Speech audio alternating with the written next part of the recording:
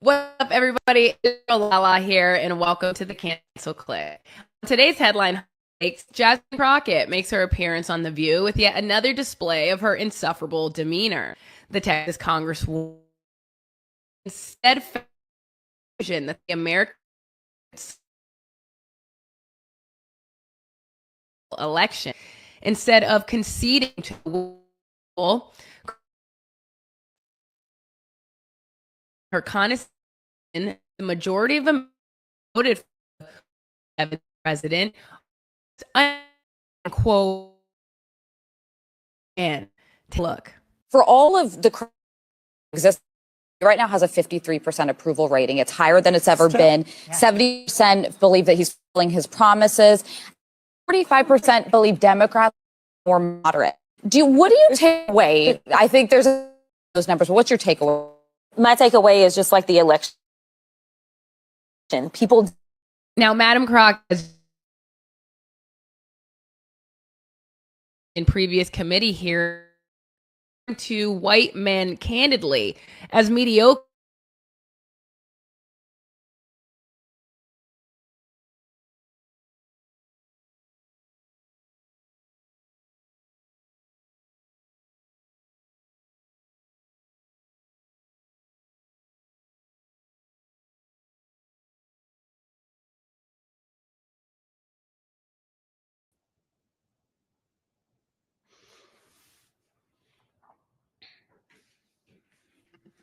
Hi, everybody. Welcome to the Cancel Clique. We have a little technical difficulties.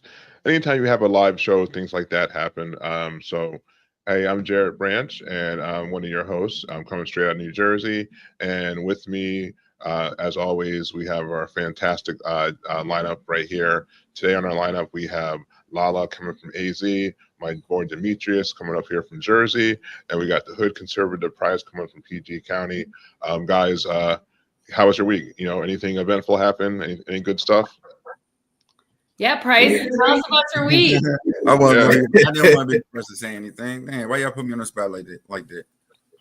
Nah, the White House, getting the invitation to the White House was cool, and actually being able to go there, that was dope. And being around all those people, being front row and then seeing myself all over like the TV and the news outlets, and so that was cool. My mother was sending me pictures of me when I was there and stuff. Oh, that's amazing. Yeah. I saw a little Boosie and Angela Stanton King there. Awesome.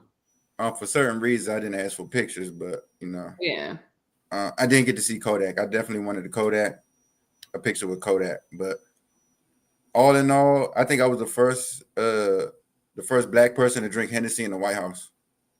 That's what's up. That's an accomplishment. Awesome. Congratulations.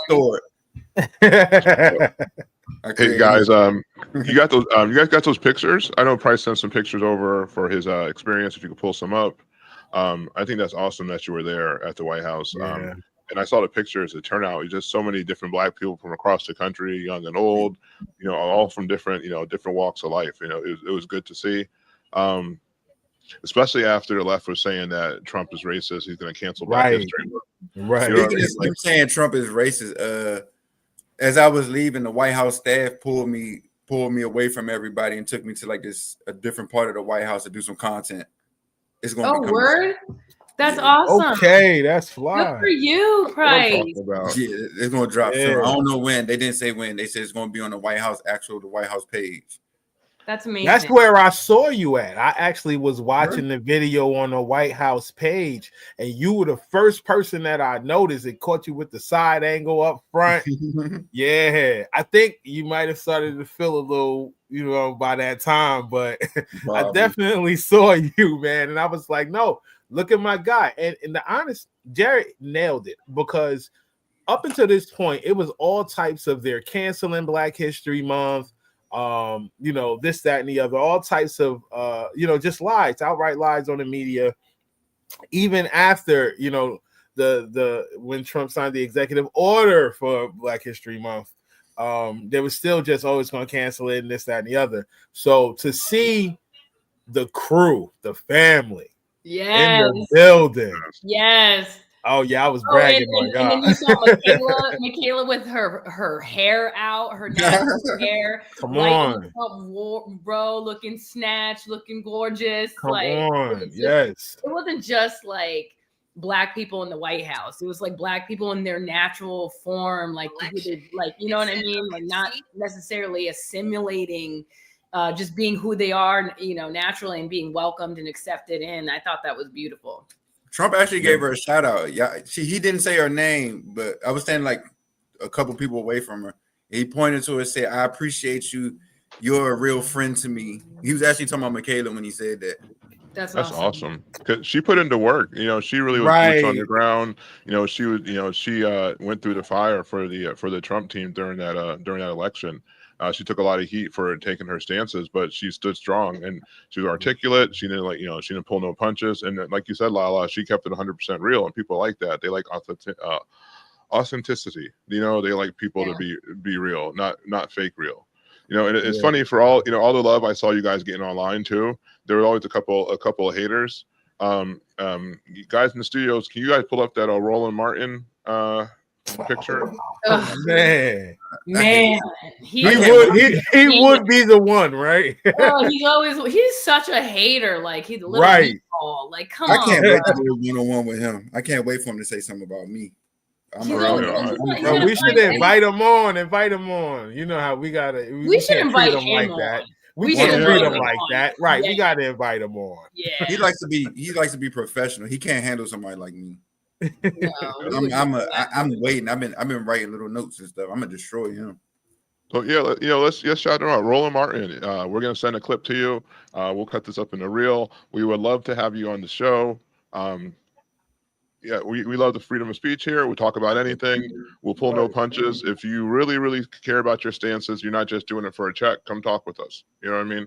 And we'll come right back on your show. And I know your show is full of rules and regulations and all the other nonsense so people can lose against your uneducated hate and tomfoolery. But I say we set any one of us against a cancel click. Look at the top of his head. Look at that. Right, yo. Man, that's a whole note sheet of just like trolling Roland Martin. Yeah, I'm gonna troll him. I'm not going. He's gonna try to come at me with facts and whatnot. I'm gonna come at him. I'm gonna troll him. I'm gonna troll him to the point he hate me.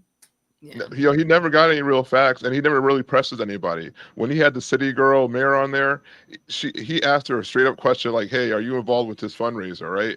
And it's named after her. There's a picture of her on the website. She was at the march and she was at the fun run or whatever, and she was like, "No, I'm not part of it." He's like, "Okay, cool," and he just kept it moving. But then he sees up and coming young Black conservative, and the first thing he do is shots fired. I can't respect that. Because on the left, they get views for bashing conservative. If you don't have nothing else to talk about, it's just go bash Michaela. Michaela was hot at the time, so he took that opportunity to bash her. Yeah, that's exactly what they do. They try and leech off of what it is that her energy is. Because I got to tell you, when she met with Trump at Chick-fil-A, I was in Ghana on mission this summer. I got a phone call from people who just happen to know I'm in Blexit looking for her. And she was on fire after that, So that's all it is. They keep her name in their mouth to try and keep themselves relevant. Because what else is relevant about that show? Nothing. Yeah. It's funny. When I first met Michaela, I didn't even know she was the Chick-fil-A girl. Yeah, I didn't know that either until after. Yeah, in Detroit, when we was hanging with her in Detroit, I didn't know she was the one that met Donald Trump until I think somebody told me, and I said, "Oh, really? That's cool." Yeah. Guys, that's a firecracker. I was drawn to her energy, her bubbly. You know what I'm saying? I like people who are fun to be around. So she's like one of those people that's just fun to be around. Yeah, it also looked fun. The party, not the party, but the whole entire event. We got David Harris Jr.'s video. If you could share that. We don't have the picture. The picture was Roland Martin took the picture from this video and tried to call everybody. What was it, like house Negroes, coons, something stupid, something made no sense. You gotta slow down. But that's the thing that I'm seeing, like that is very continuous between like with the Roland Martins and the Jasmine Crockett's. It's like they don't know how to rectify this, phenomenon of Black voters leaning Republican, Black voters leaning conservative. And so the way that they try to like combat that is just calling everybody Uncle Toms and telling everybody that they sold out and all of this like very disgusting, very nasty, very racist rhetoric. You know, it's gross. Like with Jasmine Crockett, I know that we're going to be talking about her later on. But she just can flagrantly and blatantly come out and just say that white males are mediocre. That's racist. I mean, can you imagine? Can you imagine if Marjorie Taylor Greene or like Nancy Mace came out and was just like, "Hey guys, I'm sorry." Yes, we go. Go ahead. He called your guys to help. Look who's in the front. You got Michaela right there. You got who else you got? I think that's Jasmine. I think Jasmine. Right. Whoa, he called Michaela the help. He called everyone at that. Is this on Twitter? Yeah, he called everybody on there to help. Oh wow! Yeah. Just taking shots fired.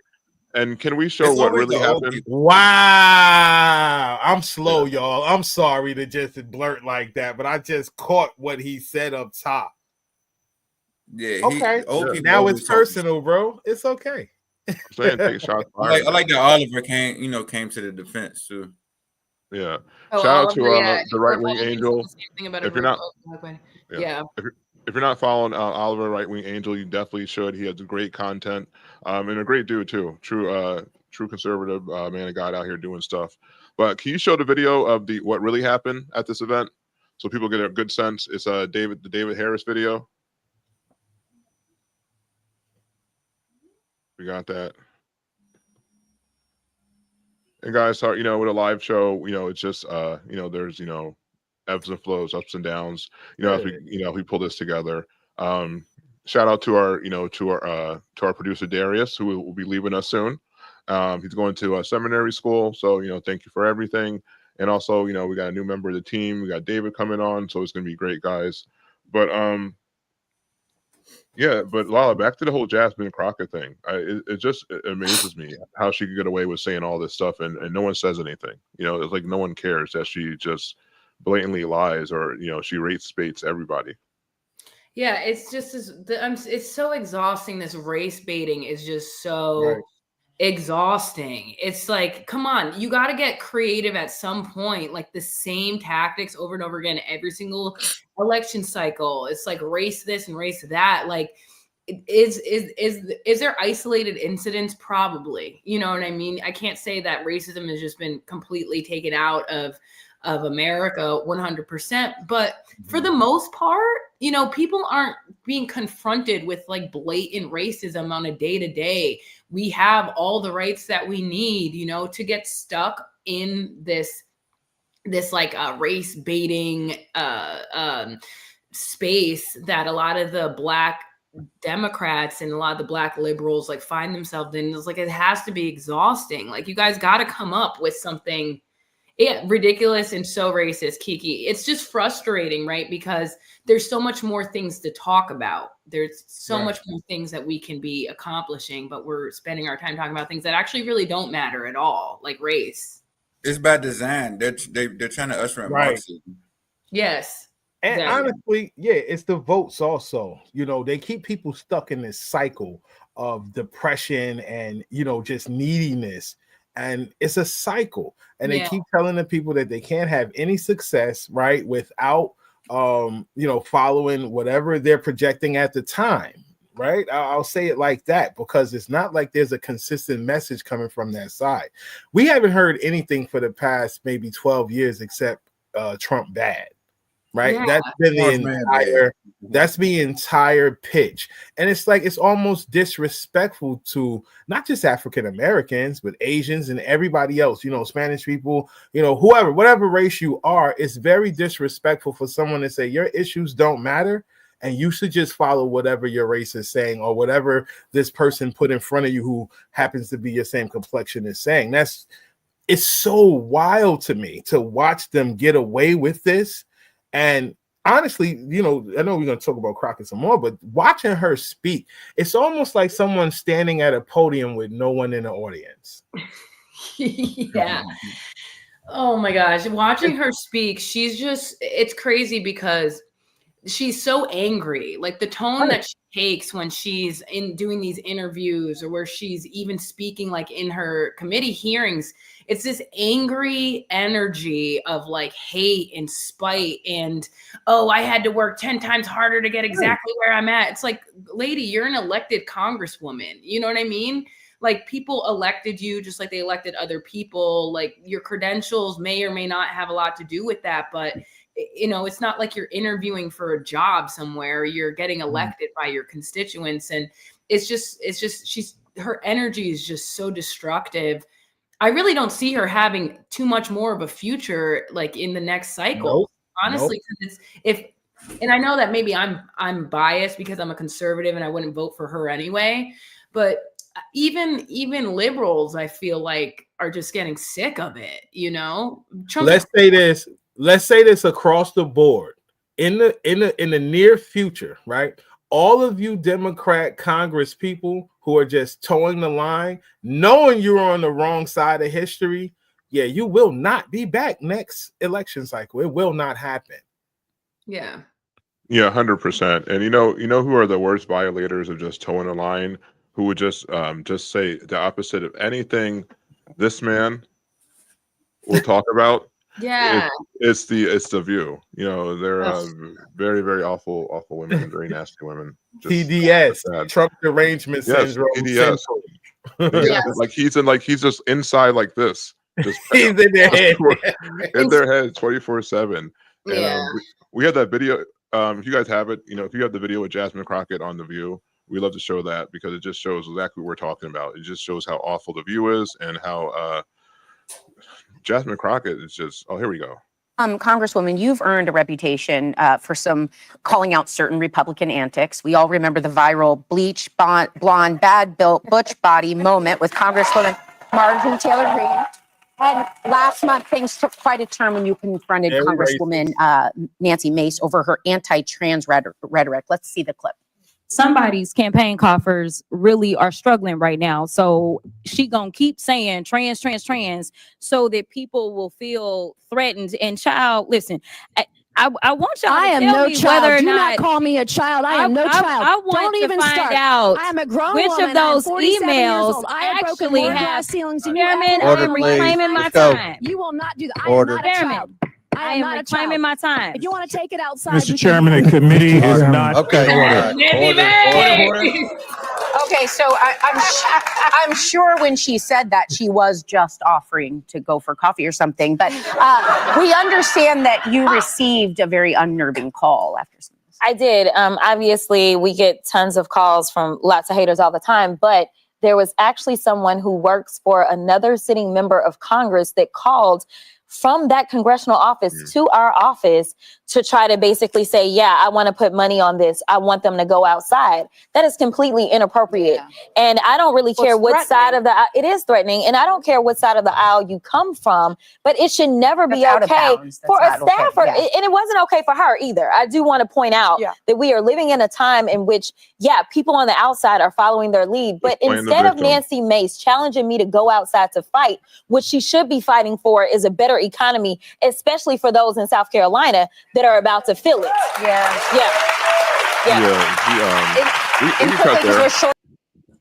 So that was just, we were just getting to the good part, but she complains like that after calling broke red states, and she just says all of these things to incite people, and then she wants to play the victim role. Yeah, I'm sorry. She's the average black angry hoe. I'm sorry. That's just what she is. Yo, that's wild. And what it is she's trying to like rally people up who I guess they want these government dependency programs. They want to keep different things coming from the government that are free and for them. This is her base. This is what she's talking to, and this is why she is acting like this. She's acting like she's fighting for people, not realizing those people have woken up. 40% of the people in the hood voted for Trump. Yeah. What are you doing?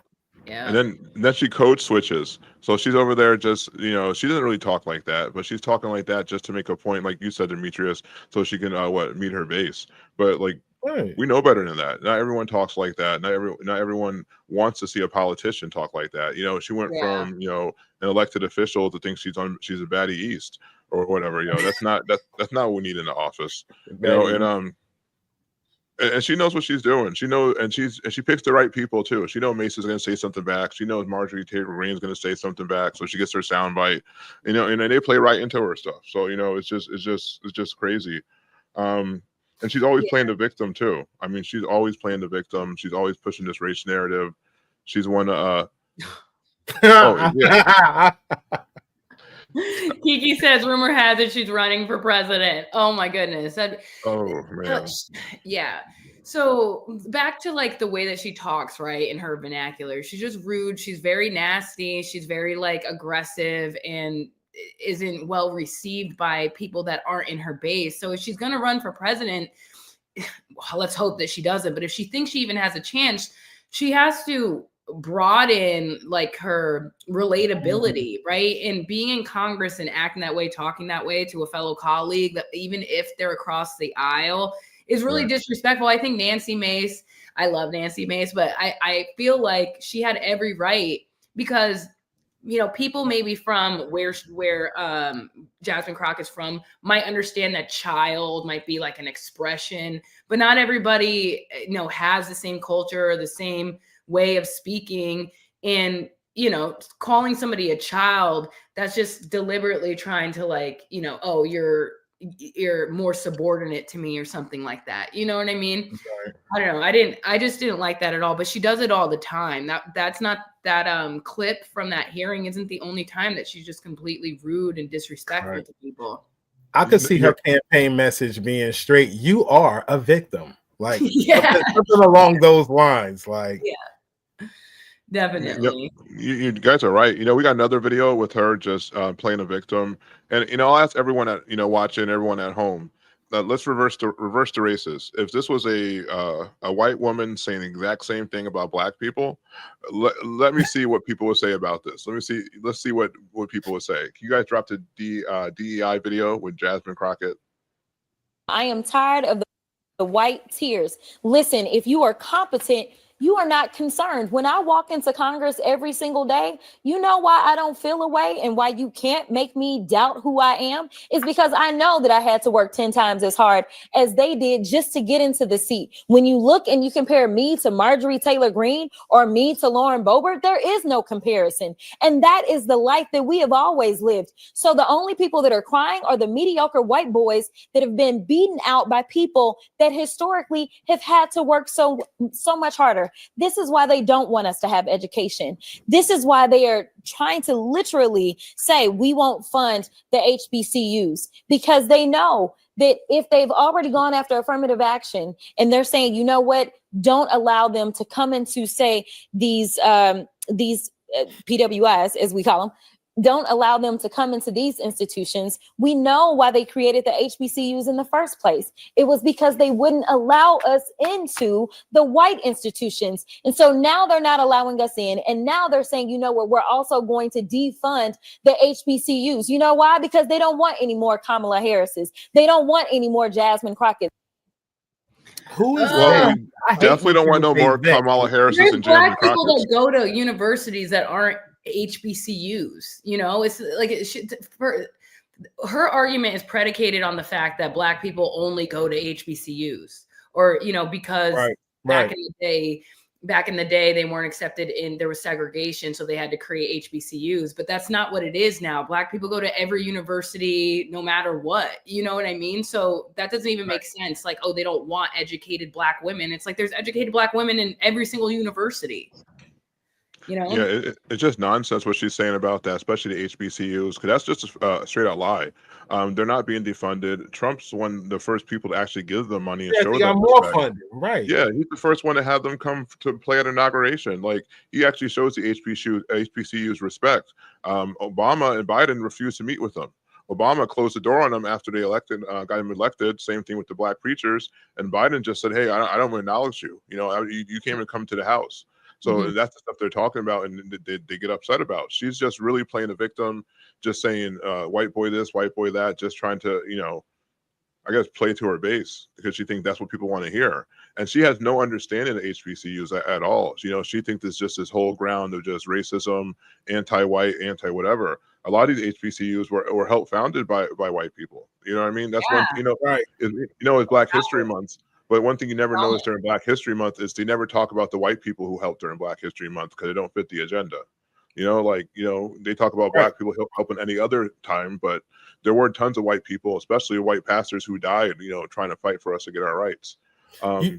You know what, Jay? Another thing that they don't talk about is HBCUs being run into the ground by their own leadership.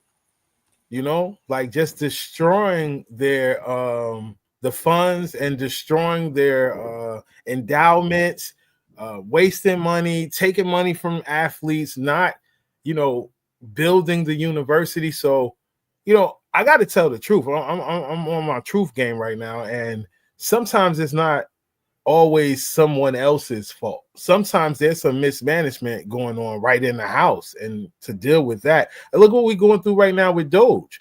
I'm pretty sure every HBCU could use something like that. Yeah. There was a really good, there's a really good podcast called The Standard of Truth.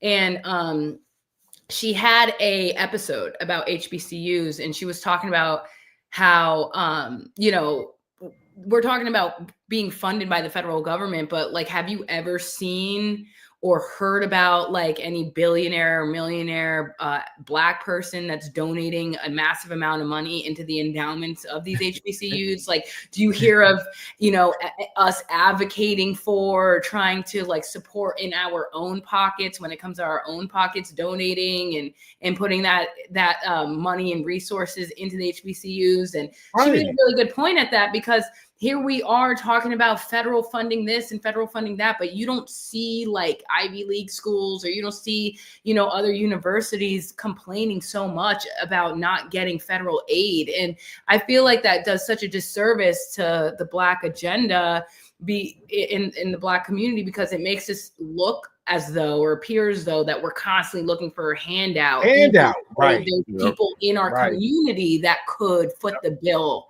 If they really cared, you put your money where your mouth is. Right. Yeah.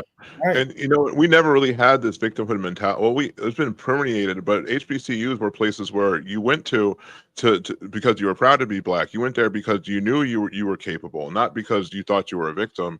One of my favorite shows growing up was a Different World. It had everyone wanting to go to HBCUs. Right. But I got this clip. I just want to show you guys, and I want you guys to comment. Let me know what you guys think, especially people in watching. We appreciate you, everyone watching. But this reminds me of Jasmine Crockett. Back in the day, there were far and few in between, but now they're overrun. They're overrunning the Black community with their with their lies and their falsehoods, because again, the Democratic Party just takes advantage of the Black woman. But can you guys drop that Different World video? Let's have some fun. The real problem is white people. They don't understand us, and they don't want to understand us. You should tell it to my mother. Her mother's white. And to my ex-wife. His ex-wife is white. Oh, that's wonderful. I have a cousin like that. I wasn't talking about your mother, Freddie. Well, who were you talking about? Every other single white person except for my mother? I guess that white people don't have the monopoly on bigotry, do they, Lee? Look, if we had strong Black leaders, none of this would have happened. We do have strong Black leaders. Maxine Waters, Jesse Jackson, Brother Malcolm. Man, you need to check an obituary column. Malcolm died in... Into the ballot box. I am tired of voting for the lesser of two evils, Whitley. When did you vote, honey? Yeah. Last time we held an election, you were what, all about 14 years old? Be that as it may. Sister, you need to vote. Listen to this man. We need to command the respect of all political parties. Hey now. That's why I am a card-carrying member of the Republican Party. Republican? Oh, you know that? Come on. There's no use in influencing folks who aren't going to be in office. So while y'all are on the Titanic with those Democrats, I'm voting for the winning ticket. Yeah. that aged very well. Can we just talk about Jada and what she was wearing? What was that green bra that she was wearing? It was crazy. It was like Different world. foreshadowing the future. Yeah. That is something that seeing that is not only nostalgic, right? It takes us back to a time, but it's amazing how well that aged, Yeah. That Titanic is on its last breath. That Democratic Titanic is on its last breath. It was really cool watching that clip, and I'm gonna hold on for a second. Yeah. It was. Go Go ahead, ahead. Lala. No, go ahead. Oh, it was just it was just kind of cool how they were showing like how do when the kids go to college as soon as you turn 18, you're so ill-informed, but you think you know everything. You think you know the world. Right. She didn't even Right. vote before, but she has all these talking points she probably got from some of her professors or some of her like woke hotep other people who attend. I'm pretty sure a lot of hoteps go to HBCUs. I wouldn't be. I don't know the exact number, but it feels like that's where they would end up. And that's just that just puts her down on down the wrong path. And again, I love seeing, like Demetrius said, I love seeing, people talking about the Republican thing and also how they didn't get too attacked. They complained a bit, but they at least heard them out about their issues, Yeah. And now is you're a black Republican, you're like a pariah. No one wants to talk with you, no one wants to rock with you. And just because they're scared of, again, people say they're scared of free thinkers. My favorite point of the whole thing was when Freddie said, "Hey, so you're talking about every other white person on planet Earth except my mother?" Right. And that's the stance that a lot of people take. They don't really think these things through. It's almost like an echo chamber, and you grab hold of it and shoot it back out there when it really should be stopped dead in its tracks. Yeah. That was a very powerful revelation for her to present in that moment. Mm-hmm. I think when you come to these people with conservative or Republican values, like I don't get no pushback behind it. It depends on how you come to them, how you talk to them, how you it's just how you deliver it. I never got no pushback. It's people that I know that are 100% liberal, but then I break down why I'm a conservative person that just happens to vote Republican, and they'll kind of understand what I'm seeing. Come on now, like, okay, the leftist party, the liberal party wants transgender kids. On the other hand, we don't want that. So why would you choose this side over that side? It's the brainwashed kids. It's usually the HBCU kids, honestly, the college kids that's being pushed. When I was in college, all you saw was them, they pronouns, and the professors, and then you the damn she, them. It was crazy, and they push it. I remember my professor said Latin X, and I don't know if anybody know I'm mixed, and I've never heard that a day of my life. Oh, I didn't know that. Yeah, I got a side of my family that's from Nicaragua. I got a side of my family that's from Irish, and then my black side. Oh, I didn't know that. But they, I thought I told you. But yeah, they try to push the retarded agenda onto the kids, though. To trick them, and then you start them. You start them young. A human's brain is developed until 25. Before 25, what are they usually in college? So now they get to mold you, and everybody say that college is the best thing you could do. So they're hanging on to everything these professors say, and they're being funded to teach these certain curriculums.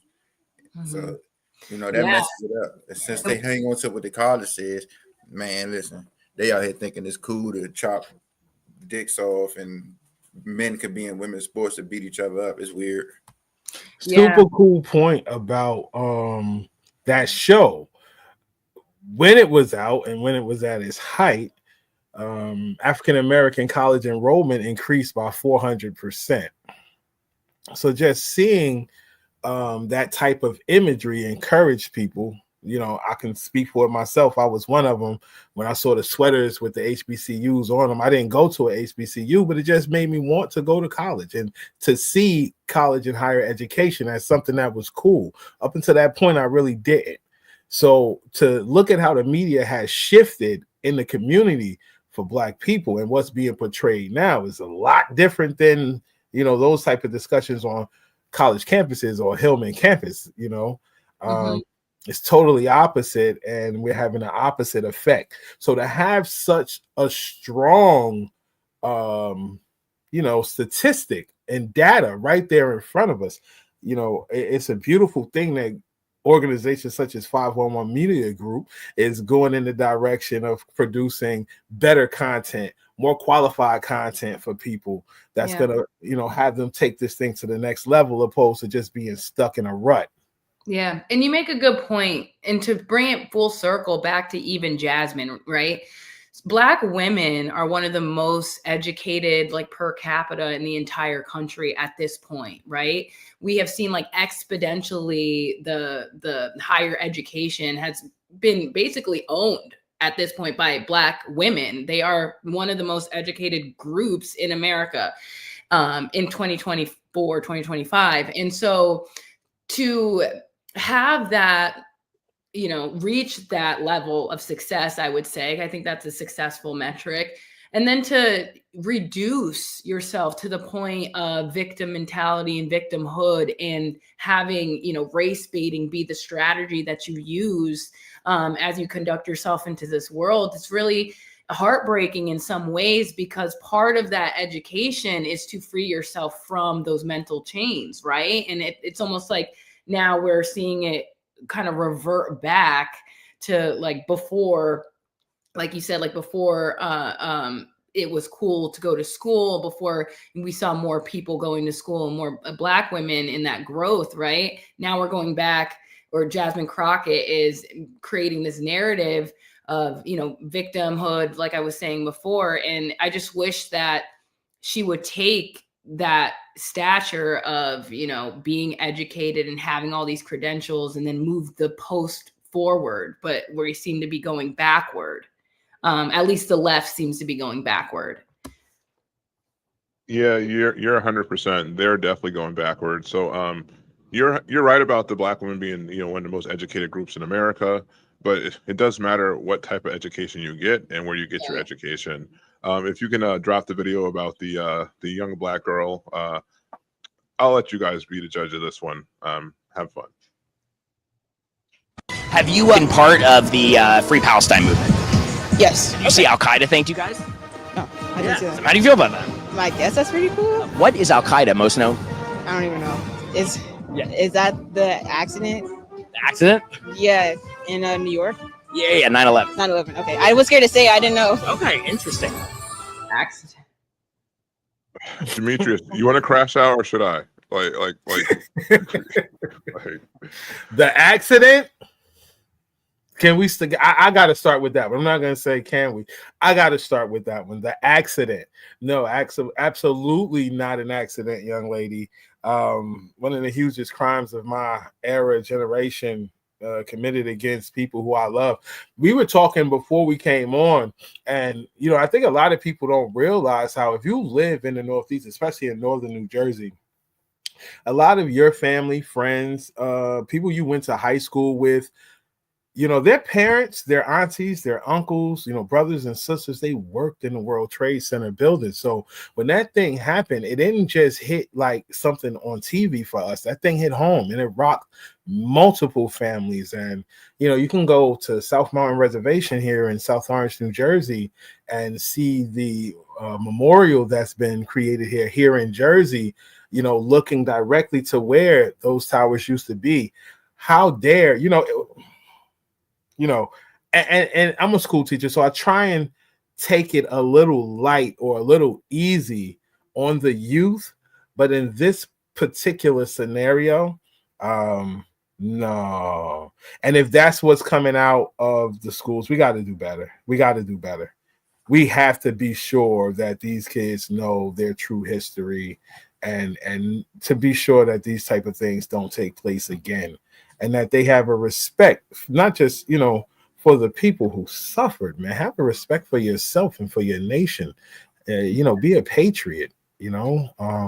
Well, that's part of it, right? They don't want to create, they as in like this Marxist agenda that has like infiltrated our education system.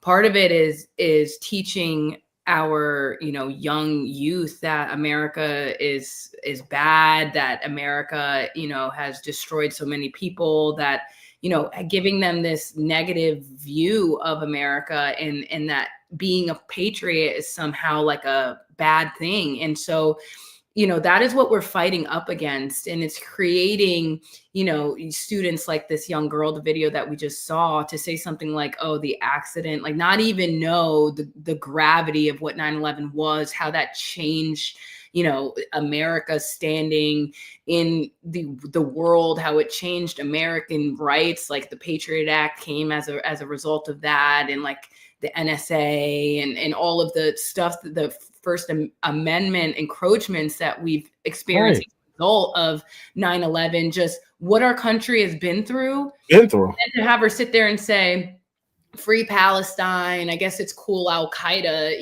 shouted us out. It's like, that's crazy that she actually really believes, like sober face, that this is acceptable, but she doesn't know any better because that's the education that she's been in. That's what's actually scary, is that this is their reality. And it pissed me off, but it's no way for me not to catch that point that it's more sad than anything else. It's unfortunate that the youth don't have this understanding of where we've been and what we've been through as a nation.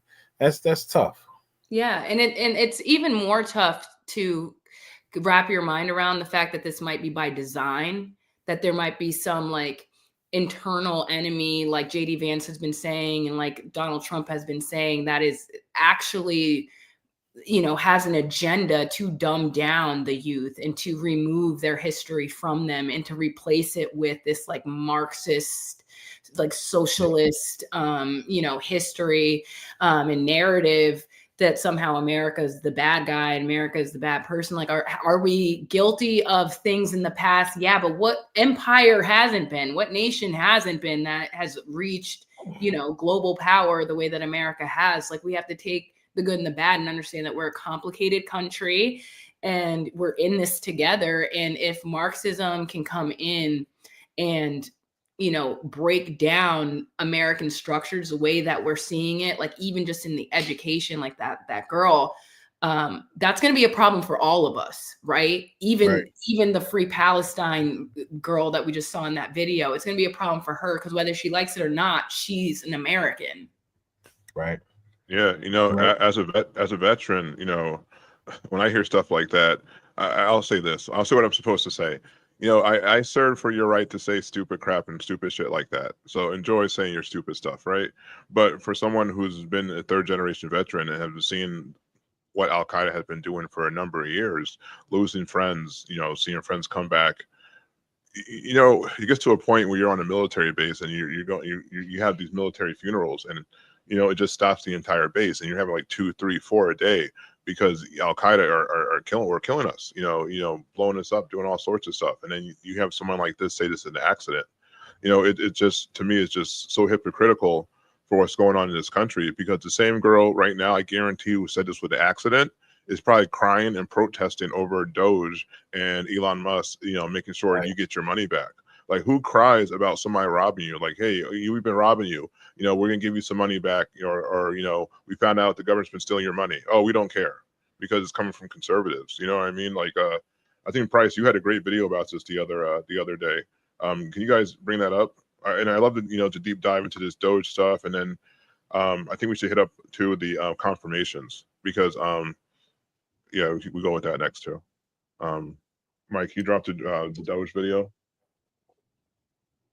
Anybody else find it strange that the same people crying that 19 and 20 is too young to help Elon Musk do all this are the same people that allow 10, 11-year-olds to change genders? I'm going to let that marinate for a minute. Come on! Price, you spitting facts, man. Right. Heavy duty facts, Price.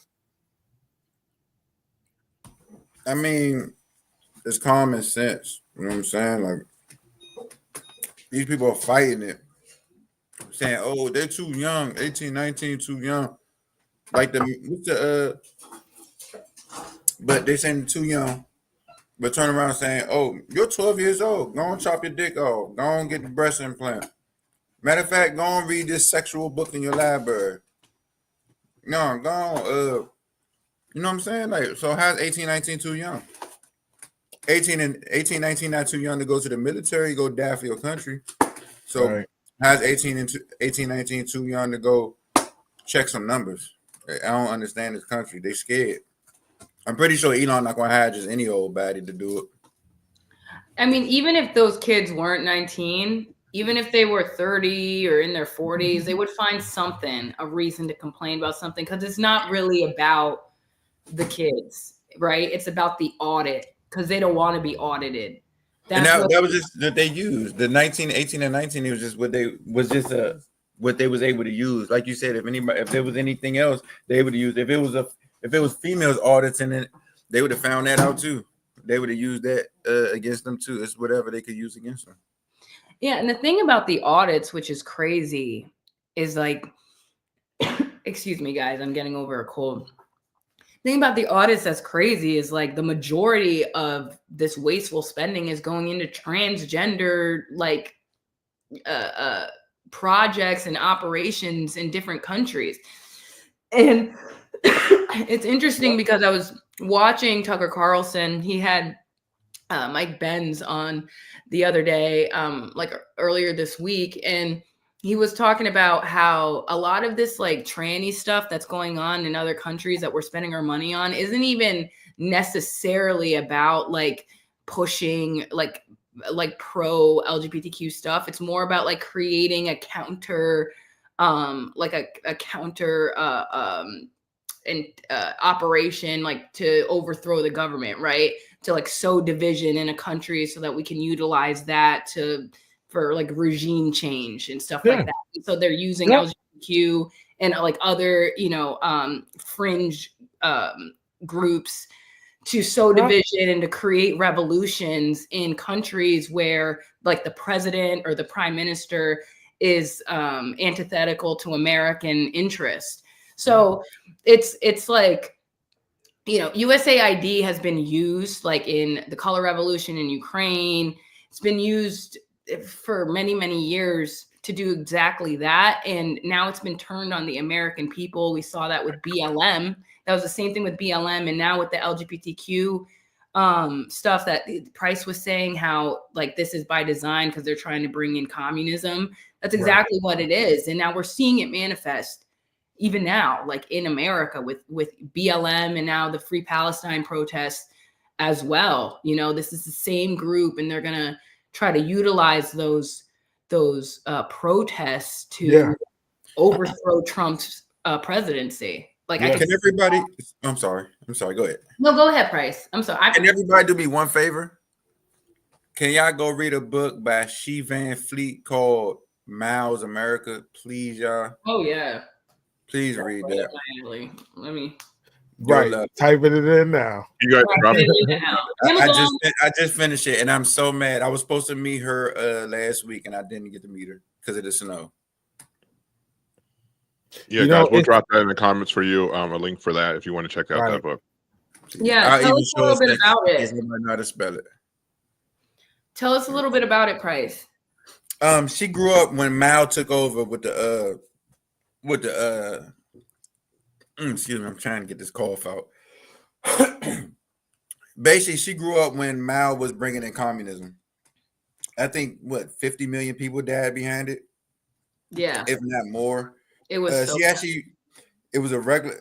She grew up as they was ushering it in, and everything that's happened in America with the there we go, Miles America, Survivor's Warning, with everything that's going on with the division, socialism, all those things that's happening here before it happened in China. So I think we're at the mid stages of what's going on.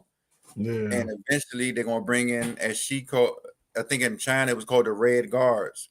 So the Red Guards, BLM, right? People to think that they're fighting for social justice when really they're not. And eventually, and look at the BLM people, they're getting violent, right? Yeah. What was the big dude? You may know him, Lala. His name Marcus. They call him Hawk to a Newsom. The Hawk dude, yeah. No, not MAGA Hawk. That's my guy. I'm talking about the guy from BLM, the guy that's kind of like, I take steroids and yeah, Keon. Yeah, the big I think he tried to fight Candace Owens or something. It was something crazy. Chill. He got to fall back on that. Nobody can fight the queen. It's up. Nah, he was trying, man. He was over there arguing. You know, he get loud. He think the average nigga shit. He get a little bit loud, and because he big, he think he could bully people. He wanted to. But anyway, so they use people like him to you know what I'm saying, push this violent agenda. But Mao was doing the same thing, and then once he took over, he promised people, okay, we're going to use, you know, everybody has equal land, milk, food, blah blah blah. Man, if I work 20 hours a day and you don't work at all, and I got 3 gallons of milk and you got none, now I got to give you half of my milk. You know what I'm saying? And I got to split that with the community. Like, that don't even make sense. Bro, that's the same playbook that go on in the hood. They ran that same playbook, just how you said it. The Democrats ran that same playbook on our people. When we get in power, we gonna share everything with you. Now, they done been in power in my neighborhood for 40, 50 years, and you should see the sanitation or the hygiene in the community or the quality of the water. I'm specifically using the titles of WASH because that's the type of programming we need here. It's not just third world developing nations. We need it right in the inner cities of New Jersey. So look at Flint, Michigan. Correct. So it's a shame that same okie doke has been pulled on us twice. And then they put LBJ on a pedestal, like he's some type of like superhero, someone that Lyndon Baines Johnson, the president that came out after Kennedy. You know, he was a wicked man. He was a wicked man, and a lot of the stuff that a lot of the ailments that we see in the inner cities right now comes from a lot of the programs that he was pushing. Welfare, man. Yep, and then a lot of stuff that he pushed that he got quote unquote credit for the Black community. Those were Kennedy's ideas. So he just took Kennedy's ideas and he didn't want to do them. He just did it because he knew he had to. And he's the same one that said that we'll have these niggas voting for us for the next 50 years. This is the guy who just said we'll give him all this free stuff, knowing that he will destroy our communities. And it's funny, like they do that to the Black community, and now I'm not a fan of LGBTQIX7, whatever those guys call themselves, but I'm watching them. The same thing happening to them. Like just like during Black History Month, they don't do it no more. But how they had kente cloth on the ice cream at Walmart and all that type of stuff, or like watermelon flavored stuff at restaurants. I like watermelon, but like the kente cloth gets to me because like that's the cloth that our oppressors who sold us into slavery wore. So they're wearing this pattern, and these are the people that sold us into slavery. And you're like taking your knee, and you're like, you're talking about the African, right? I just said that same thing like a couple months ago. I was just having that conversation. Like you're talking about the African, like print. Yeah. That one kente cloth pattern that all the liberals and Democrats wear, and they put up for Black History Month.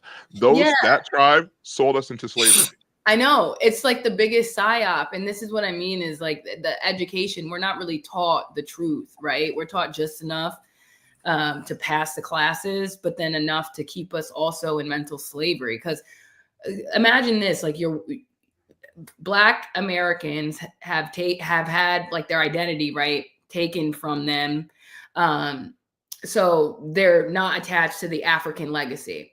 But then in their fight to like reclaim some type of identity in this Pan-African whatever it is, right? This Pan-African culture where now I'm going to practice African spirituality and I'm going to wear, all this African print in this kente cloth. It's like, but these Africans were the ones that rounded all of your ancestors up in the tribe, and then they sold you to the white man. It wasn't the white man that was coming out into the woods and into the villages and rounding y'all up. No, it was them same people who now they're trying to attach to on some Pan-African, vibe. And it blows my mind. That's why Dr. Umar, I would love to have Dr. Umar on the podcast to talk to him about this, because he stay pushing this Pan-African stuff. But I want to ask him about how do you feel about Africans selling other Africans into slavery? Right. For salt. Yeah, talk about it because, and listen, you touching on some things now, you touching on nerves. The reality is what you said. When people sought out to seek some cultural foundations, right? Some things that they could incorporate into their family and their, their community. Guess what? They were given, as you said, those tribes that weren't friendly to the situation at all. So it's a constant fight and a push to just know, where you come from, which is a wild thing that our people we go through. There are many levels of deception when it comes to the history of African Americans and the relationship with Africans on the continent. Anybody that's selling that it is just roses and butterflies are lying to you. They beef with each other over there. How the hell you gonna go to Africa? How many countries is it in Africa? That you think you gonna go to Africa? What country? What tribe? They killing the shit out of each other over there. If we being honest, right? Yep. They're still selling people into slavery too. Yes, and you so get hit with a fucking dart. Right. Being a part of what America is has given us the opportunity to speak past where the continental captors, these people, could you imagine if you grew up in a world where you didn't know what a dinosaur was because your educators did not see that, as a valid point or as truth? Now, there are, different strokes for different folks. Now, some people might say, hey, the world started with, Adam and Eve. And then other people will say, well, we have science and history and we need to focus on that. But to not be exposed to all to the point where you're at a deficit of like, is the world flat or round? That is just criminal all to itself. And things like that only happen when you're trying to exploit. There's no other reason to keep people at such a deficit of knowledge and understanding unless you're trying to exploit them. So God bless all of us who have the opportunity here in America to educate ourselves in so many different ways, to teach ourselves so many different things, and then to be able to use God's word to decipher and to decide what's right for our homes and what's right for our families and our communities. That's a really, really sad situation that goes on. And you got to think about the most broken person in your community, right? And they haven't found Christ. And they're saying, hey, let me find myself through, identity. Let me try and connect to something. And then they're giving something else, right? That is detrimental. Not just cultural stuff, coming out of Africa. Hey, follow this tribe and they didn't mean you any well at all, or follow this spirituality and look, you don't even know that it buried these people following this path. But what about the point where it's like, okay, so we're trying to connect to something and I'm earnestly on my last breath and then it's not connected, right? It's something false, or I'm given like a very violent hip hop. I'm given an over sexualized, this, that, and the other. And that's called my culture. That's called who I am or my community. Yeah. Oh, you know what's crazy about hip hop? So back to that Tucker Carlson interview that he did with Mike Benz when they were talking about like fueling these counter-revolutionary groups in these countries, right? There was a situation that he brought up where I think it wasn't New Delhi. It was some like country. I forget exactly which one, but they had found out that the young people had a proclivity to rap music. So they used USAID to create a rap group. And then they dropped a music video where the lyrics were all like anti-government, anti-establishment, revolt against the president, revolt against the dictator. And then it started gaining traction because they knew that the young people liked hip hop. So they literally created this fraudulent hip hop group so that it can be like the momentum behind this movement. And they kept dropping songs. And it made me think about like, Public Enemy. Even though Public Enemy, like, fight the power, but then all of this gangster rap afterwards. Yep. Right. this gangster rap afterwards. And then you look at like Tupac. Tupac was an actor. Like he was a very effeminate actor. If you saw him outside, right? That interview when he's like, oh, I just, he was a very effeminate actor who was acting as a gangster rapper. I think Candace Owens even mentioned this before. I saw a clip of her even saying that as well. So it makes you think about like the hip hop that we know now that has been so much of the African American, Black American culture. Like, is it really what we think it is? Or is it also being used as an instrument to like sow all these different pathologies and ways of thinking, like in our own community? Is it being used against us as well, and like some type of intelligence scheme? It blew my mind. You guys should. I suggest everybody go watch that interview with Tucker Carlson and Mike Benz about USA. Mike Benz. Yeah, about USAID. The USAID rabbit hole. It blew my mind. Yeah, it's bad. It's real bad. I personally go all over South America, West Africa, and the African continent, previously Eastern Europe. And I'm telling you, one of the things that always blew my mind, if you're earnestly working with these people to help these people, you're going to understand their culture and what they like and what they don't like.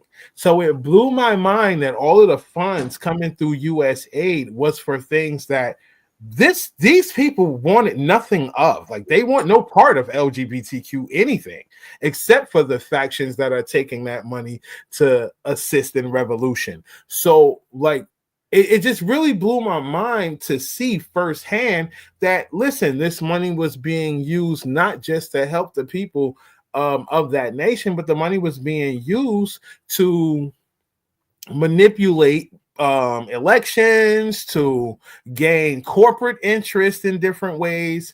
So it's like, wow, this is crazy. Like, these people don't even want this. Like, they don't even want this stuff. And it's beginning to permeate in their different communities. So it's really cool for me to see. Like, I actually get happy when I see USA getting railed in or even shut down in certain instances, because I promise you those funds were not being used the right way. Any nonprofit person that's telling you the truth, they might not say it on camera, but they will tell you, like, no, we all know, like, that these funds are being wasted. You could probably take a quarter, or even I'll go less than a quarter. I'll say you can take 1/10 of the money that's been distributed by USAID and use it in a sustainable way, and you will solve these issues, not just kick them down the road.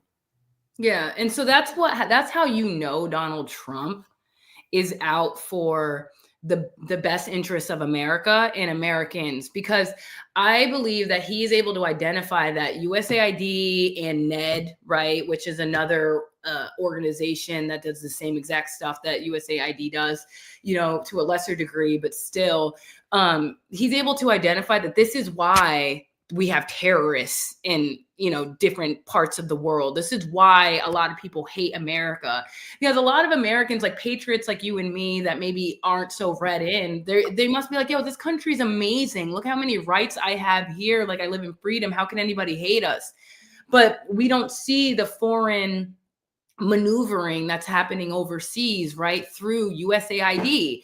And so for Donald Trump to pull the plug on that, it's really the first step in the right direction to put us back in alignment with our core values. And that was like what JD Vance's speech in Munich was about earlier this week. Literally, like, okay, we're giving you guys so much money in aid because we're supposed to be united in common values of democracy, and you guys are locking people up, and you guys are locking people up for speech, for criticizing political people, for praying in their house if your house is too close to a abortion clinic. Right. JD called it out. JD really called it out, and I think it was such an amazing thing to watch, because it's like, we drained the swamp, And then our swamp had reached over across the waters, and JD went over there to say, "Hey, it's over now. It's a It's wrap. done. It's a wrap." And they're doing a great job at exposing all the corruption and all the behind the scene things. And one thing people said it wasn't going to happen. Trump said he was going to do it, and something that they are exposing. You know, you guys talk about islands and corruptions and travel and all that stuff. Did you hear that the Epstein list and the Diddy list are gonna be exposed and come out? Hey, Mike. Yep, can you drop that video about the Epstein list? Because again, liberals said this was never going to come out. Even conservatives said this would never see the light of day. So Trump is truly exposing, you know, what really goes on with these elites and these. So let's go down this rabbit hole for a bit. Something Donald Trump has talked about. The DOJ may be releasing the list of Jeffrey Epstein's clients. Will that really happen? It's sitting on my desk right now to review. That's been a directive by President Trump. I'm reviewing that. I'm reviewing JFK files, MLK files. That's all in the process of being reviewed because that was done at the directive of the president from all of these agencies. So guys, we're gonna for all three topics, we're gonna do some special episodes. We're gonna do an MLK episode, JFK episode, and we're gonna do an episode about this because we like going deep into the rabbit hole. And were you gonna cancel us for it? Like, we're the cancel click. You cancel us, what's gonna happen? We don't care. So I think this type of stuff needs to be exposed because these. So let me get it out the way, guys. This is all alleged stuff, and these are all alleged conspiracies. But sometimes conspiracies can be true. So what the rumors about Jeffrey Epstein is that he was a Mossad agent who was collecting intel for them to use against people, and it's the same thing that's being said about allegedly about P. Diddy, that he was working for the Alphabet Boys, collecting evidence against rappers and pushing certain agendas. That's why he did the vote or die during Obama. You know, this is why he none of his stuff has been exposed because they said he's been protected, which I think is disgusting. You know, being a Jersey guy, we grew up with Diddy. You know, we listened to him. You know, he's always a little weird. You know what I mean? We always knew he was a little weird, right? Like, if you know, you know. But like, he wasn't like Pac laying in a tub covered in jewels weird. But he was, you know, he was just doing his thing. And I'm glad this is being exposed. I think this Epstein list is going to show a lot of people. You know, I think it's going to expose the Clintons.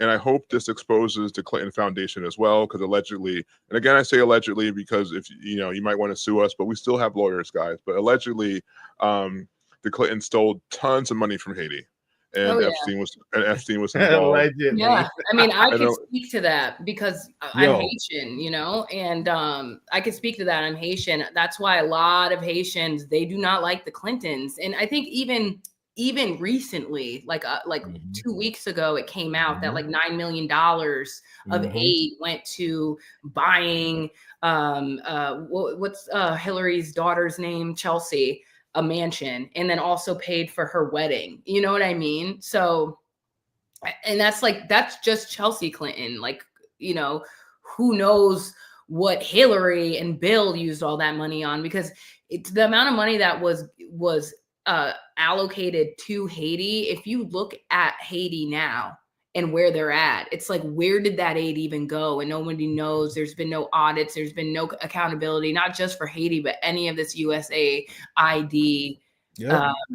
funding. Yeah. When you get aid, that's funneled through a nonprofit, right? Yep. Right. So these NGOs, yeah. So y'all should read a book called "The Revolution Will Not Be Funded." Only 5% goes to the cause. The rest is funneled, you know, to the other people. You know what I'm saying? Right. Paychecks, lights, all that other stuff. But if you don't have no light bills and rent, like the Clintons, that all comes to their pockets. Only 5% probably went to Haiti. Yeah. They pocketed the rest, and they figure out that they sent to Haiti. They figure out different creative ways to pay themselves. Friends who own businesses become vendors, and they do all different types of things to make sure that money goes away, but it's not going to, you know, its source. You know, if you're looking for a nonprofit, look for that word sustainability. Look for organizations that brag about 100% of the funds going towards the mission, you know, because outside of that, it's like WWE wrestling, man. What you're watching might not be it. Yo, for real, it's such a bad thing with these nonprofits in the military, because so many people come out to veterans and like enlisted soldiers to get donations. They put out a book every year, and it has like all the charities. Like if you want to get money from the military or from soldiers, list your charity, and it puts the percentage of how much goes to the overhead. So if it's not 100% going to the charity, I don't donate. If it's saying like, oh, only 6% or 12% goes to the actual charity, like why do you need 86% of $10 million going to your people working there? That doesn't make sense to me. I donate the money because I want to help the particular charity. Exactly. Yeah. So guys, we've been having a pretty heavy episode, so I think we should have some fun. So recently we had, who was confirmed? It was Cass Patel, RFK Jr. and Tulsi Gabbard. Yeah, who was fantastic. So we have some videos of reactions to RFK being elected. I not be elected, being getting the position confirmation, which is crazy to me because him and Tulsi are like we're liberals, we're Democrats. They didn't really change positions. The party changed on them, and like all of a sudden, like the woman who endorsed Bernie Sanders for president is awful. Oh yeah, that's the video. If you can play that. Hi, RFK. You want to come take my meds? You can take them. Come on, Bobby. Bobby and Donnie, come on. You can get my meds. Come on, it'll be fun. You want to take them? You want to take my meds? You want to take my friends' meds too? We'll all get together. We'll go off. I'm going to go off them. Do you want me to go off them now? I will go off them because I want to. I want to go off them. I'm going to go off them just for you, Bobby. You want to come join me? It'll be fun. Let's get this party started. Yeah, super weird. Like, so first of all, no one's coming after your medication, and if they take your medication, I will personally pay for that guy's medication because that guy is crazy. Yeah, because he does it nuts. He is nuts. Yeah, but it's just more liberal. Like, can't be TDS now. It's RFKS something. They're so obsessed with this guy, and all he's saying is like, hey guys, there's like poison in your food. And there shouldn't be poison in your food. Right. And they're like, dyes give you cancer. Yeah. It shouldn't have dyes in your. That's it. He's telling you simple common sense stuff. The things that we all know, right? Like we all have eyes and look around and seen America get more obese over the last like 20 years. You know what I mean? So it's the same thing with the USAID. It's like people are complaining that our federal government is getting audited and we're reclaiming our tax dollars. It's like the same thing when it comes to RFK. He's saying, hey, there's this huge autism spike. Maybe we should just go back into the science and just see, just go back and look at the science and maybe do some more studies just to see. That's literally all he's saying, is that he wants good science. And they're causing this hysteria because now it's causing confusion and people don't know what to believe or what to think. And so, they think and trust their elected officials, but their elected officials are now pushing propaganda against Bobby. Right. He's not saying he wants to pull vaccines at all. He's never said he wants to pull all vaccines. He just questions the current vaccine schedule and the science behind that schedule. And I think that's completely valid.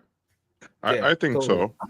We even have him in his own words talking about it. So let's drop that.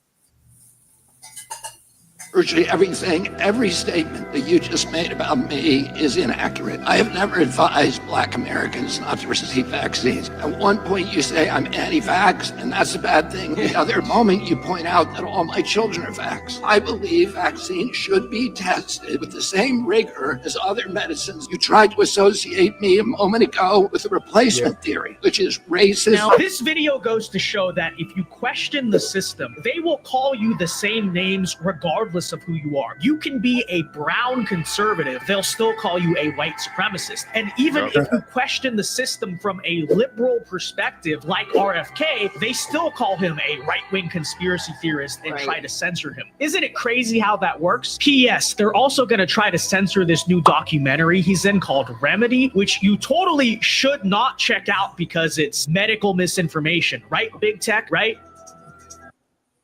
Oh my God, but it's true. I love Bobby Kennedy. He's such a warrior, especially when it came to that getting to the bottom of COVID. He has been tracking on Fauci for like 30 years, like since the AIDS crisis, and this is another indication that Trump is for the people, because he put the guy as Secretary of the Health and Human Services Department, the same guy that's been suing Fauci and all these people for decades, you know? So this is exciting. I can't wait. I can't wait. That's why I screamed earlier when you guys let me know that Cash had been confirmed, because hey, I'm trying to go to the Deep State Museum, you know? Let's go. Yeah. Check out the museum. Right. We'll go together. He's going to expose so much. You know, he knows where the bodies are buried. He understands how this game is played, and that's why they're upset. It's someone who has the skill set, knows the job, knows the ins and out, and has the political connection to get the job done. And he's not afraid to call people out. I love the fact that he's saying, hey, we want you to do your job. Why are you guys in the office? Get out there and help people. Get out there and save people.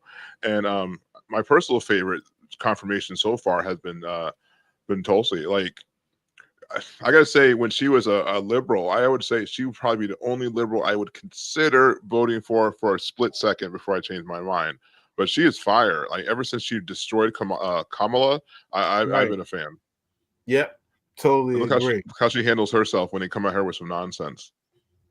I want to warn the American people who are watching at home. You may hear lies and smears in this hearing that'll challenge my loyalty to and my love for our country.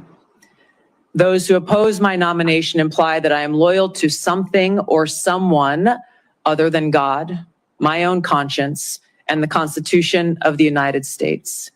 Accusing me of being Trump's puppet, Putin's puppet, Assad's puppet, a guru's puppet, Modi's puppet, not recognizing the absurdity of simultaneously being the puppet of 5 different puppet masters. The same tactic was used against President Trump and failed. The American people elected President Trump with a decisive victory and mandate for change. The fact is, what truly unsettles my political opponents is I refuse to be their puppet. It's crazy about that too is when she's getting attacked now, she's like a white nationalist. She wasn't considered white until she started supporting conservative causes. Initially, she's like this, she's Hawaiian, she's a minority, and the left is pushing that hard. But as soon as she talks conservative values, the same thing they did to Amber Rose, all of a sudden you get your black card revoked, which I think is ridiculous. You know what I mean? Like, and the liberal agenda they push, that's not the black culture. None of the stuff they push is something that we can go back in our history and say that we support. We don't support this trans theory. You know, take us off the flags. We don't support, men dominating women in sports and all that other stuff. This is not anything we want to push, but they tell us we're supposed to. And they use people like Diddy. They use people like all these celebrities. And Malcolm X even talked about this. He mentioned how, we were the only culture, at his time. Now they use it's for everybody, but at his time, they only use celebrities and, people shucking and jiving to get us to vote and get us to do things because they think we're ignorant. They think we're ignorant voters and we don't care about our communities, that we just do whatever because it's, because we want to stay, at the barbecue and go to the cookout. That's just some nonsense. Well, yeah, and that goes back to that interview, and I put it in our group chat, the Tucker Carlson interview, when it comes to celebrities, right? This is my problem with Beyonce and this whole Megan Thee Stallion and Kamala Harris's campaign. It's so disrespectful to throw a rapper wearing a crop top, shaking her ass on a stage and say, hey, vote for Kamala because of this, like as if that is all that it takes to convince the black and brown people of this country to vote for you. You know what I mean? It's extremely disrespectful, and it's indicative of what they truly believe we are and what they truly think of us, right?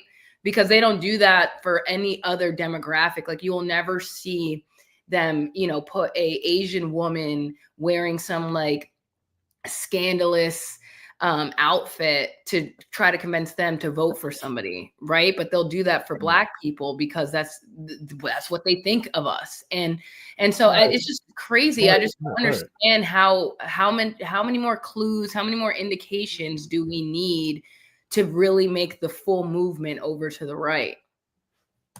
Black people are too distracted anyway. So I mean, The elderly people, they don't want to see Beyonce and Meg Thee Stallion shaking their ass.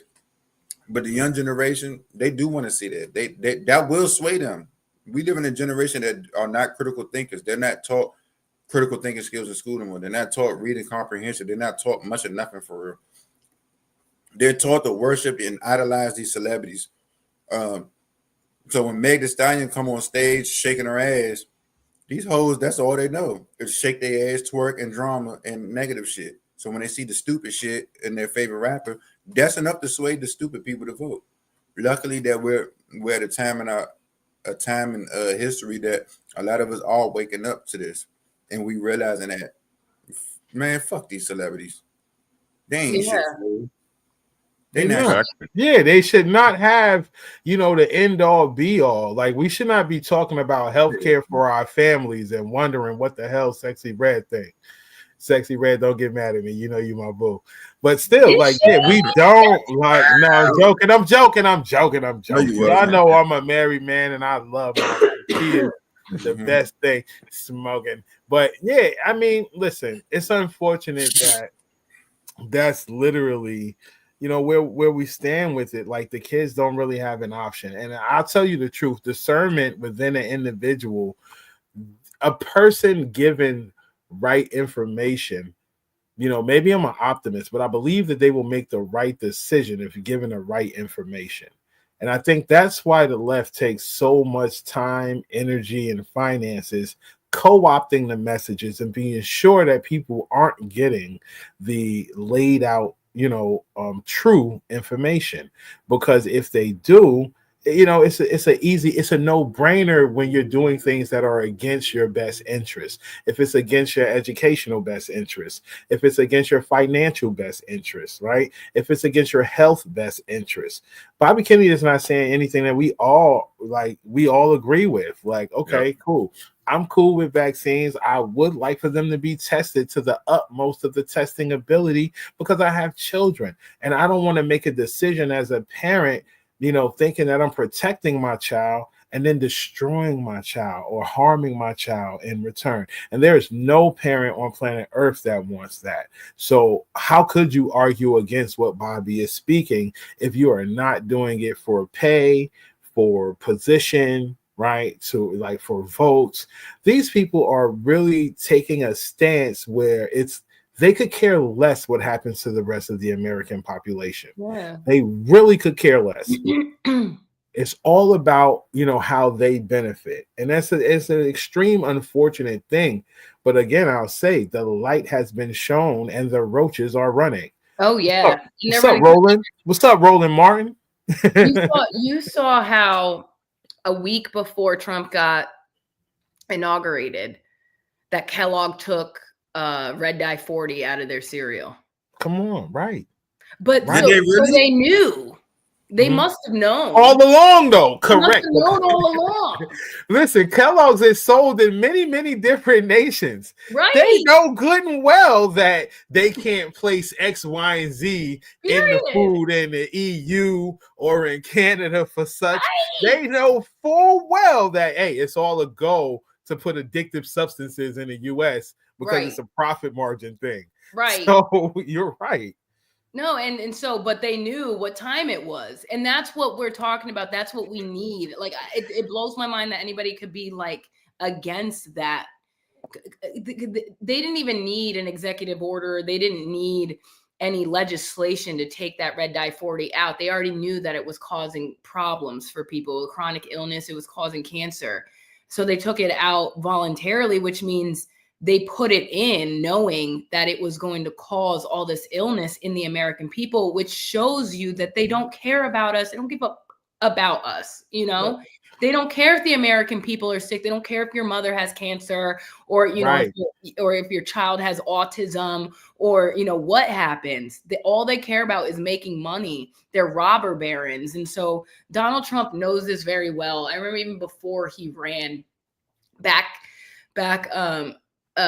before he ran, he did this documentary that was like free on my Roku. Like, I got a Roku television and it was like free 3 documentaries, and I was watching it, and it was about the Titans of the turn of the century, and Donald Trump was featured on it, and he was talking they had him on there because he was an expert on like the robber barons and the Titans, the industrial Titans of the turn of the century. And so I say that to say it just, that documentary and how he was so knowledgeable about all of it kind of reminds me now of like why he's going against them, you know, but now in the 21st century, and it's in the position to actually do something about it because he has the knowledge. He knows exactly what's going on, and that the American people are getting taken advantage of by these huge corporations who only care about their profit margin, like you said, Demetrius. Yeah. Yeah, 100%. And it's, you know, and Real these quick, do you know the name corporations. of the documentary? I would love to watch it. Yeah, let me drop it for you. Thank you. Yep. So guys, you know, we'll drop these, we might add them after post so you can check it out, or, you know, come to us on social media, like, follow, subscribe, so you can, you know, talk about the documentaries we're talking about in the videos and other stuff. But yeah, you know, these corporations, they predicate on people being victims too, because you need to be in a victim in order to sell you some of these products or sell you some of this stuff. Yeah. You know, you're not gonna go and buy all this Black Lives Matter stuff, t-shirts and stuff from Target unless you feel you're a victim. You know, you're not going to go buy all this rainbow stuff from another store unless you're gay or part of the alphabet mafia and you feel like you're being victimized. You want to show your pride. You know, it's similar to when America and patriotism was under attack and we just all start wearing red, white, and blue.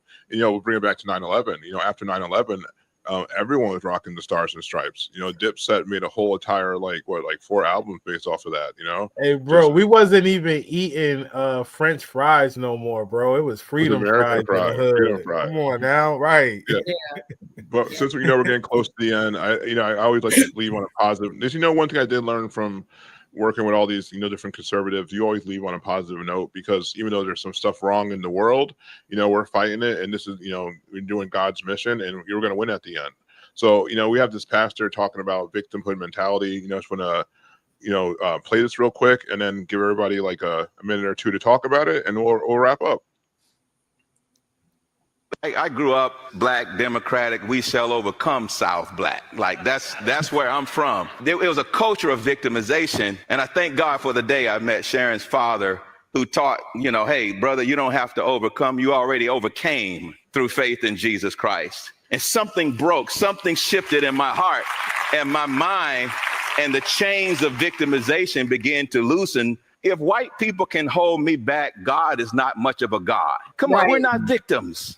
We got to break that mindset. Satan is the ultimate victim thinker, the ultimate victimizer, and victim thinking is the mindset of the devil himself, something that he uses to destroy people and to rob them of the potential that God has for them.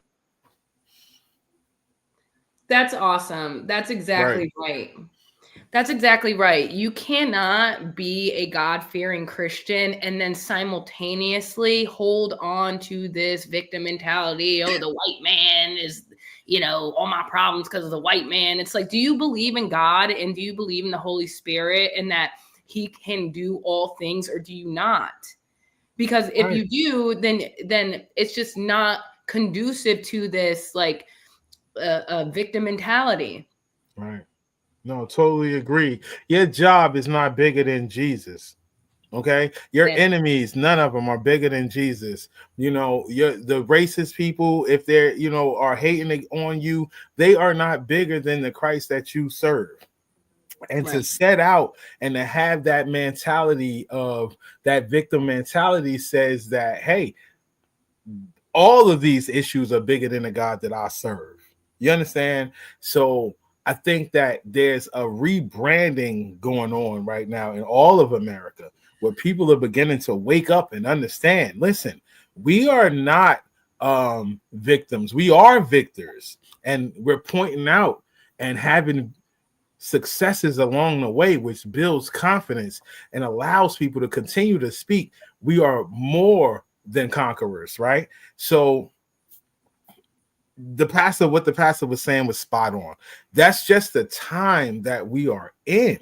And the more I hear people speak that way, I'm so encouraged that the youth will begin to grasp that and we'll have such a bright future. You know, so many times I work with young people and the first thing out of their mouth is, I don't care. I don't care. I don't give a F. You get what I'm saying? And it's a outward expression of hopelessness.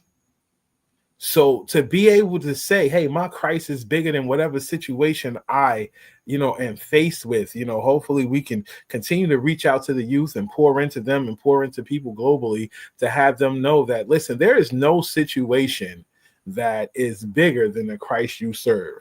You know what I mean? Say that. Nah, yeah, for real.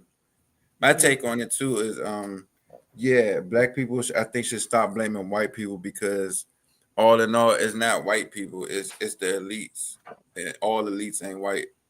It's the elites. Even in slavery times, it was the fucking elites. It was the rich people, the poor white man. Talk about it. The poor white man could not afford a slave. They had black slave owners, and not just black slaves. They had Irish slaves, which I'm a descendant of. So everybody keep talking about this victim shit. Yeah, black people were slaves. What about the Irish? Slavery didn't start with black people. Yeah. Like, for instance, I'll tell you guys a little story real quick before we wrap up.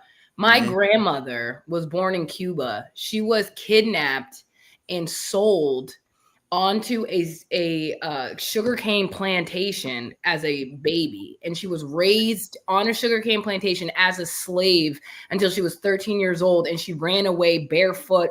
The truck driver that was came to collect all the sugarcane smuggled her underneath the sugarcane.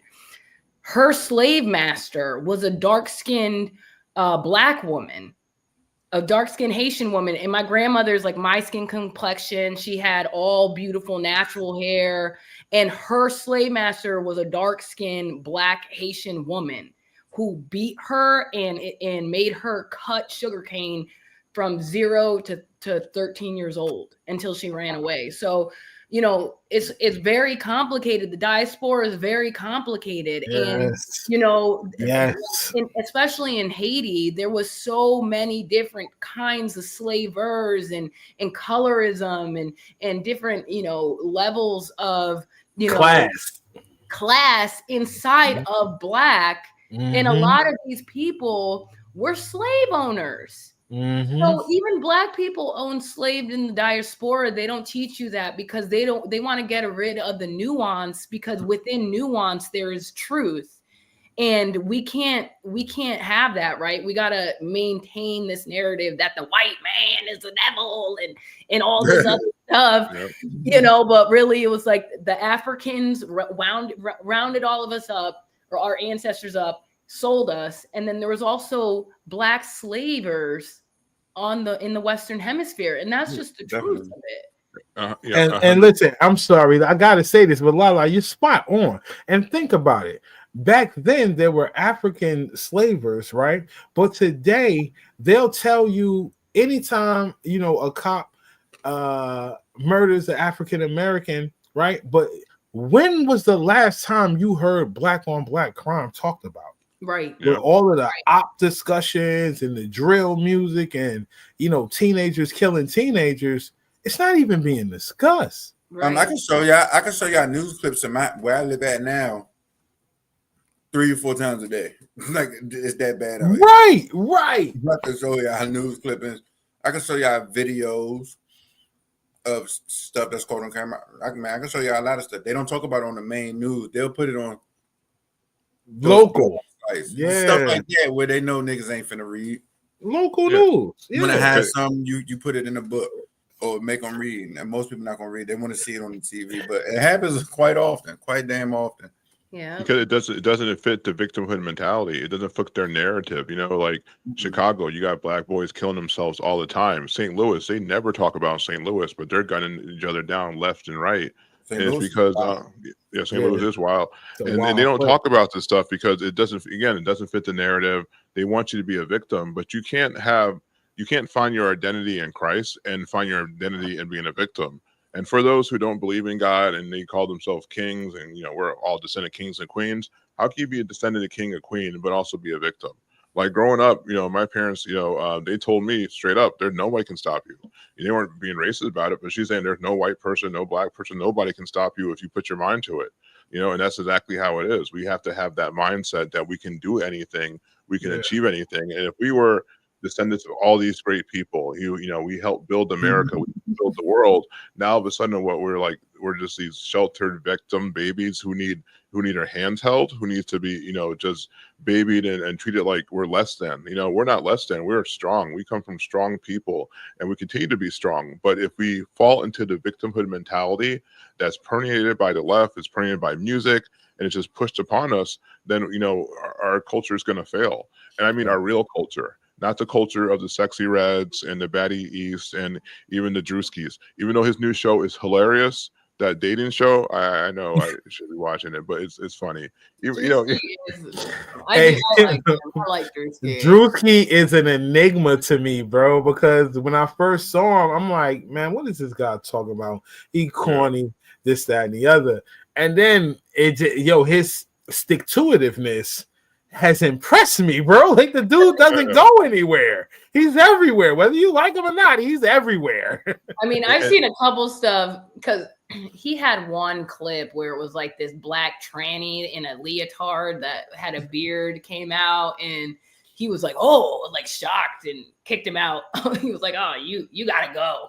So I was like, maybe he's not with the trannies. I don't know. Nah, he know what time it is in the nation, the way Kendrick Lamar knew what time it was in the nation and said, let me put some American symbolism in this thing to make sure that it goes over smooth, because that's what time it is. People are patriotic again. So he kind of picking up on that energy. And that's a great way to end. Let's all touch on that Kendrick Lamar performance, like 1 2 minute wrap ups. What do you guys think? You like it, dislike it? I don't care about no rapper, so I ain't watch it at all. Well, I'm a hip hop head, and in the name of hip hop, Kendrick is hip hop. And so as a hip hop fan, I loved it because I knew all the innuendos. I knew all the inside lore. I've been tracking on all of it ever since the beef started. So I enjoyed it. And, but I could see why people that like aren't, really into it, they didn't understand like why it was such a big deal.